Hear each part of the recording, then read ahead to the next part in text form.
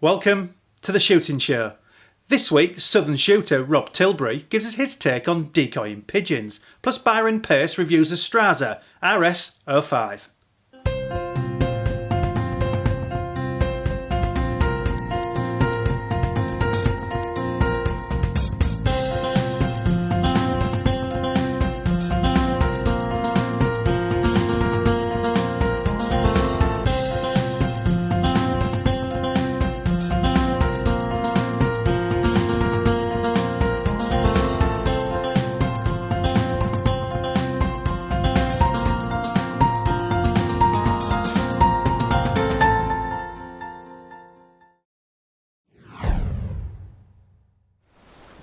We join Rob Tilbury as he sets up for a round of pigeon control. Rob's philosophy is that preparation is everything. So Rob, what are you doing here? Just putting a little bit of extra cover. It's just a loose net with scrim so we can see through the hive when we sat down. But lower down, just putting a few extra bits of camouflage in. You can't beat natural camouflage from the surroundings.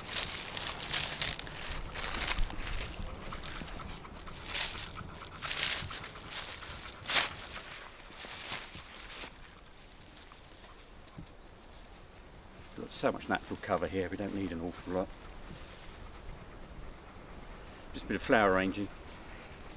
So just put a back net, just because we stood out from the hedge a little bit, just so we're not silhouetted, dark shape through the scrim. But you know, pretty much we're there really. We've got so much natural cover here. We don't need an awful lot more. But you know, it's going to be a difficult day, so we do need to make sure we can't be seen. There's a lot of birds moving about now. I think it's time to get the decoys out and get shooting, I think. Rob's clearly a man who takes care in his work. The next step in his meticulous setup routine is the deeks. So we're about 20 yards out from the hide, perhaps another 5 yards, and this is the area that we want to kill the birds in. It's immediately in front of the hide. The bird's going to come in from this direction. Just check the wind. In fact, the wind's turning a little bit. It's about that sort of direction there. So the birds are going to come in towards the wind. We draw them into this area here. We get a few flying bouncers out there as well. We're surrounded by wheat fields, which are the crop we're protecting, but we don't really want to shoot directly over standing wheat, mainly because we don't want dead birds in the straw. We also don't want the dog in there picking up, knocking it all down. So we've picked this area in between, which is a bit of old cover strip, and it's absolutely ideal to set up our hide with standing wheat on all four sides.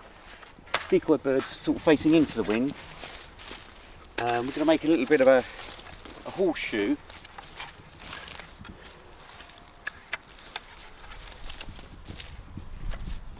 For a few yards in between the birds, just so the incoming pigeons have got somewhere to escape. They can fly between the decoys because they think they're live birds and they don't like flying directly over them. What's happened there? Yeah, I've shot them. That's the other reason why I try not to shoot pigeons on the ground. One, they're not very good sport. Two, you can put holes in your decoys. Put out our plastic shells, but you can't beat real birds for decoys. So these have come out the freezer and thawed out, and we're going to put these on what I call bouncers. They're going to hang on these flexible poles with their wings out, and they are real, but it's so realistic, but then just bouncing in the wind, looking like flighting birds just coming into the pattern. Just threading that through the bird, up through the neck. Okay, that's looking down.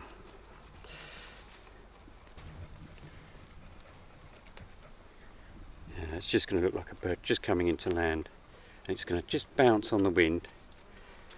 The wind through its feathers. This is going to be superb.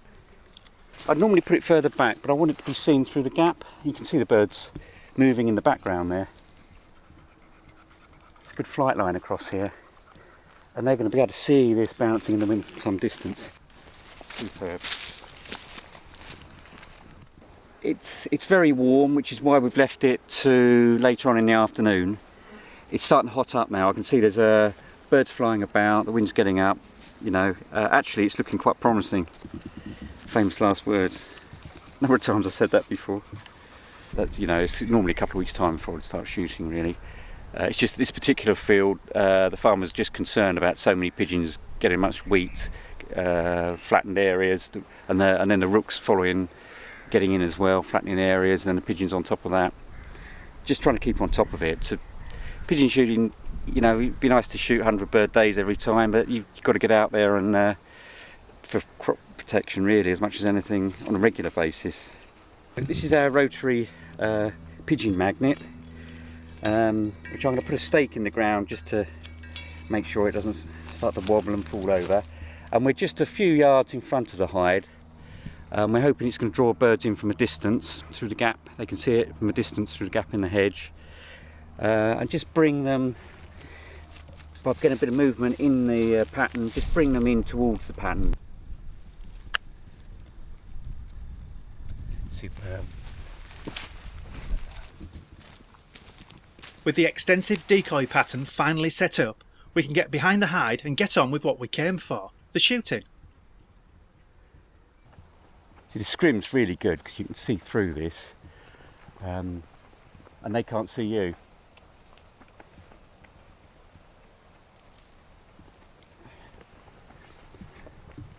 You just need a dark background, really.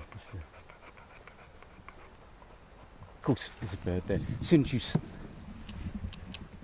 you put your gun down to do something, a bird will come in. It's almost guaranteed. There they go. Look at this lot. Hopefully they turn over to the right again. Rob's got everything planned out, but there's one key element missing: the pigeons themselves. However, after a while it seems that things are about to go his way. Crows. These are going to come in. Just get one behind, one behind.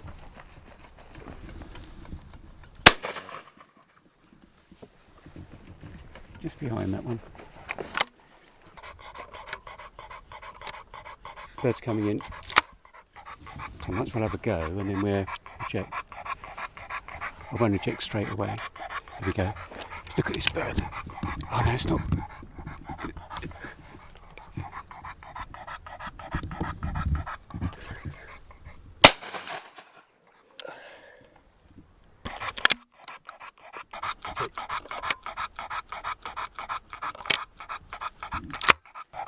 The agonising wait continues. Finally, Rob finds the mark and gets a bird, but it's not a pigeon.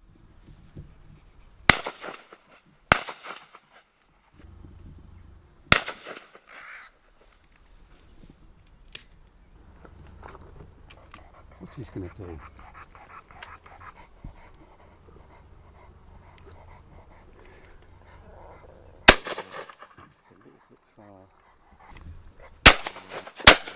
Oh, come on, Robert.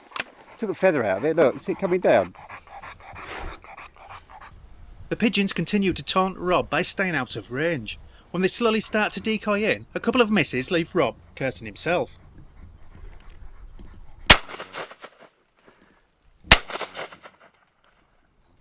When at last he does bring a couple of woodies down, the camera's focused on him instead of the birds.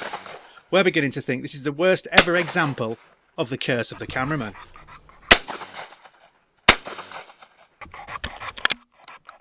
Like it. Look at that one there. Finally, the hex is broken.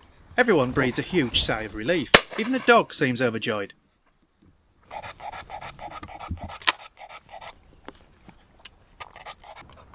See what you can do. I'll stay low to the end. Which one are going to go? And the fallen pigeon is soon joined by a few more. Picking up the birds reveals why this has been an important, if frustrating, crop control endeavour.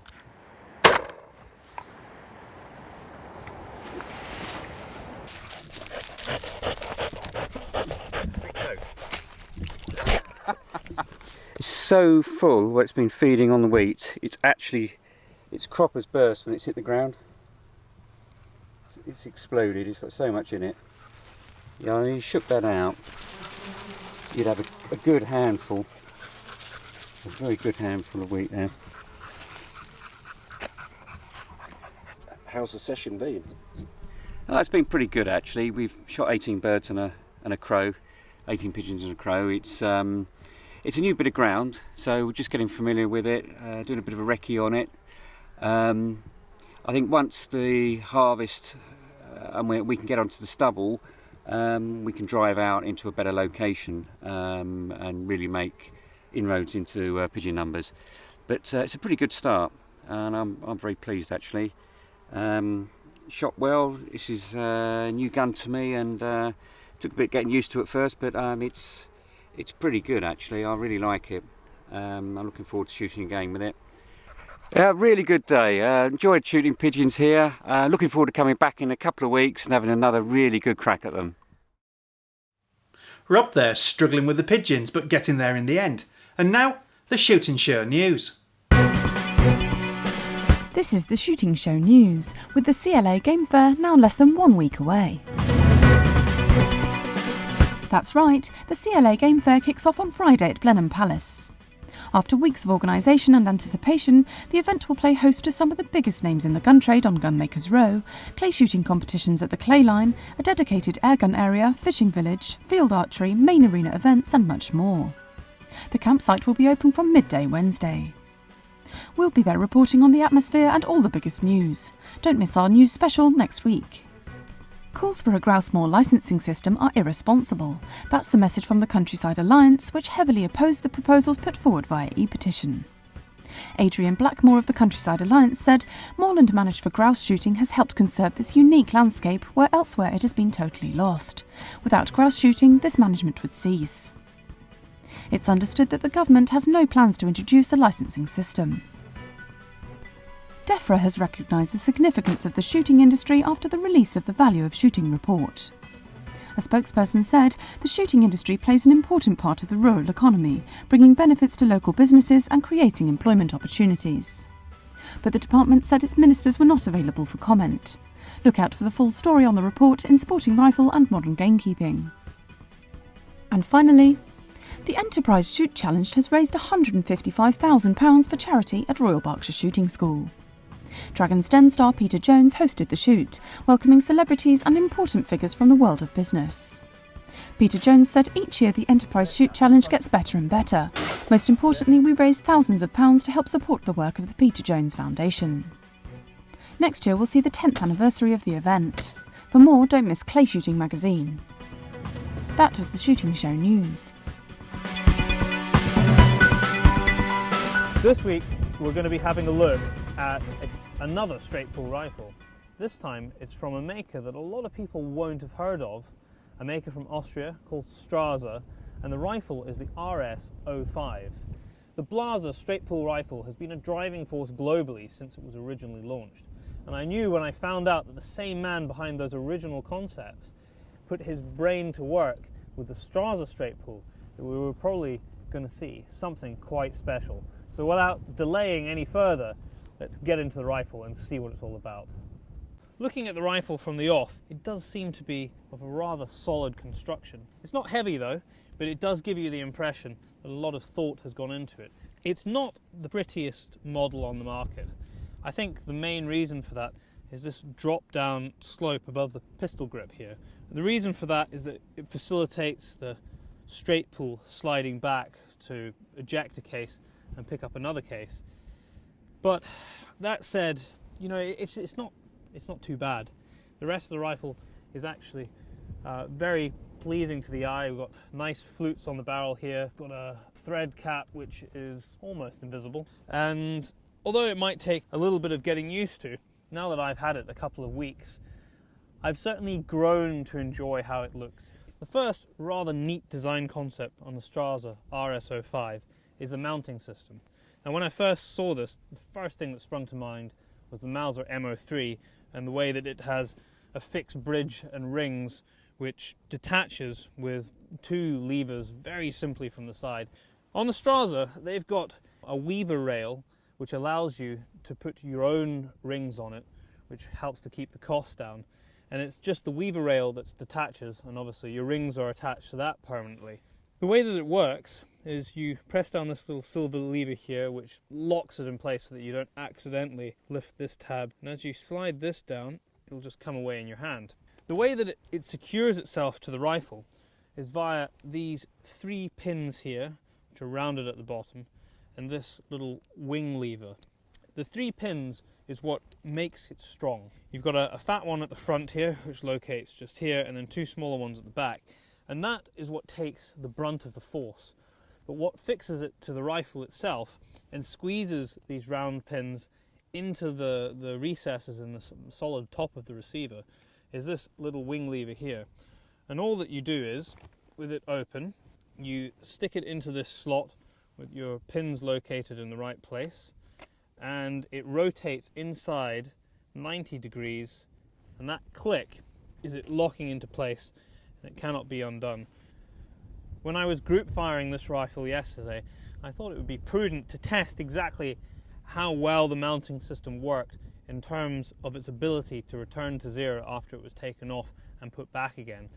I fired 3 shots, one with the rifle as it was zeroed, the second with the scope having been taken off and put back on again, and the third with the barrel having been removed and put back on again. And that 3-shot group shot into well under an inch, which is very good going. You know, if a rifle, never mind taking stuff off it and putting it back on, shoots in under an inch, that's the kind of golden industry standard. The only criticism I have, that when you put your cheek on this rifle here, that you're actually not in line with the scope. And to shoot this comfortably, we would want the cheek raised just a fraction to make it more comfortable for your eye. What is really interesting is how Strasser have gone about fixing the barrels to the rest of the rifle. And they fix their barrels to the receiver with hydraulics. But what the hydraulic nature of the design allows Strasser to do is ensure that you have very even force around the entire diameter of the barrel when it's fixed in place.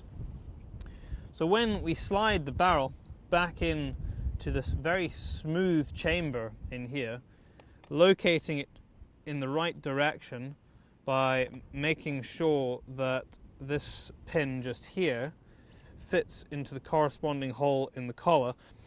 And with that in place, when we do up this Allen screw here, it is not tightening a collar. What it's doing is compressing hydraulic fluid, which in turn compresses around the entire diameter and length of the barrel which is inside the receiver. And with that you get an incredibly even and powerful force. Now the other very important part of being able to change caliber by switching your barrel is also being able to switch the bolt head on your rifle. With the bolt in your hand, all you simply do is grab this little wing here, which is identical to the Bergara, which we had a look at a few months back, except the Bergara had 2 little wings left and right, and you had to undo both to pull out the head. But essentially it's the same thing. You undo this like that, simply grab the head and pull it out in your hand. You grab your new head, push it in, and clip that back over, and that's it, job done. If we continue looking at the bolt, we get to the heart of this action. As I've already said, this is a straight pull, and if I slip this back in here, I'll show you how it operates.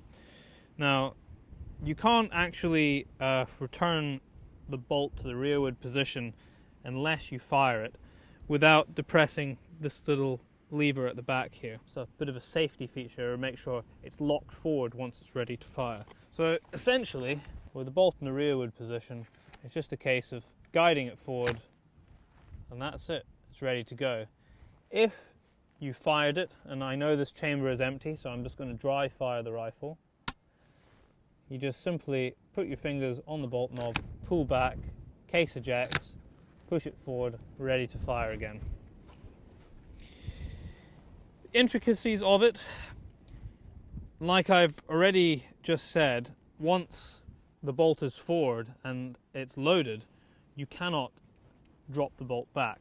If you want to do that, you have to depress this little silver button at the back here, and by doing that you can drop the bolt back. If you want to remove the bolt, you depress this button, which is hidden underneath the bolt shroud, if you want to call it that.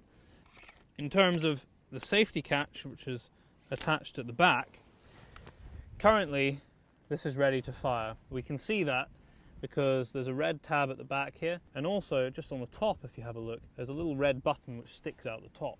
If you want to put it on safe, you simply push this lever down and you hear that click. That's it now safe. Everything's locked up, trigger will not fire, the firing pin's locked down. If you want to fire, you can't just simply push the safety button back up. In very much the same way as the new Sauer 101, you have to depress that central button first and then push the lever up. The only thing that I have to say about this one is that actually putting the safety on in the first place, it's pretty hard to avoid that click. Having said that, in a hunting situation, you're going to be walking around with it loaded and the safety on. If you want to take your shot, you're interested in putting the safety off, which is fairly quiet. You just depress and slide up. In terms of the actual operation, it takes a little bit of getting used to. It's not like any straight pull I've used before. It's a very clever design. It's quite complicated, but it operates very nice and very fast. And during the bit of time that I've already spent on the range with it, I have enjoyed operating it. Lastly, we turn our attention to the trigger. You get some pretty poor triggers on the market, and that's why there is such a scope for aftermarket triggers. But generally speaking, European manufacturers have been pretty good with their triggers, and Strasser is no exception. This trigger can be set. If you are to decock the rifle, it will unset the set trigger, and then you'll be back to your single stage. In its normal form, it's pretty sweet. Nice build of pressure and a brake just about in excess of 3 pounds, 3.5, 4 pounds, which is a little bit heavy for my liking, but they are adjustable. The set trigger is a little bit on the fine side. There are some rifles that I really get on with the set triggers, and some I just can't get on with. They're just too light for me. This Strasser's probably a little bit in the middle. With all the shooting that I've done with it, I've just used the trigger in its standard setting, and I've been pretty satisfied with it. And that is pretty much all of the rifle covered. For now, we'll get back on the range, I'll show you how it shoots, and we'll have a little discussion about the accuracy of the Strasser RS05.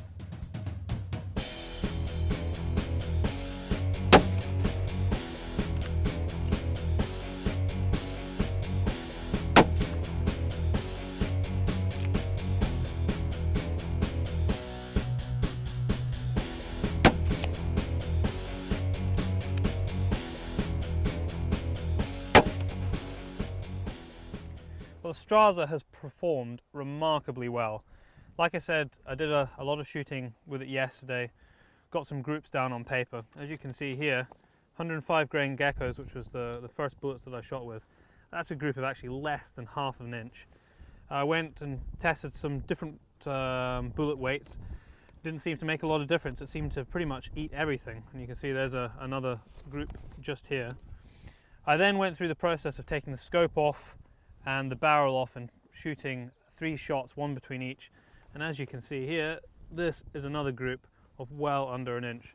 So very impressive shooting from the Strasser. It's a rifle I've enjoyed using a lot, and I think it's definitely a name that people are going to start to see a lot more of. Well, that's it for this week. Thanks for watching. Please don't forget to like us on Facebook and follow us on Twitter. This has been The Shooting Show.